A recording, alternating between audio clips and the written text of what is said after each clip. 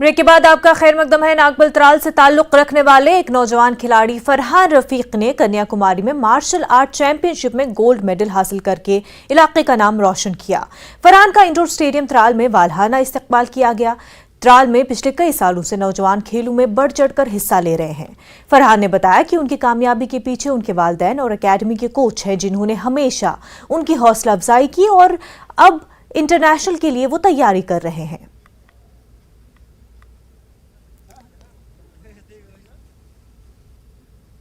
मैं नेशनल खेलने कन्याकुमारी गया, वहाँ मैं गोल्ड मेडल हासिल किया।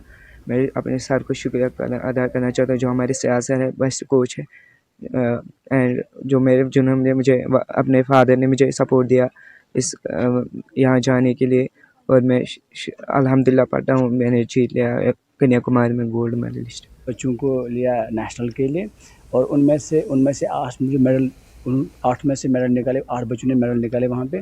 और फर्स्ट प्राइज़ इसने हासिल किया कि ये बहुत अच्छा खेलता है और मतलब इसकी मेहनत रंग लाई। हमारी जो टीम गई थी कन्याकुमारी, उन्होंने निकाले थे 8 मेडल्स और उनमें से गोल्ड मेडल निकाला है राही ने, जिस पे हमें बहुत सारी उम्मीदें थी, बिकॉज राही जो है बहुत ही ज़्यादा अच्छा खेलता है, बहुत ही ज़्यादा अच्छा प्लेयर है।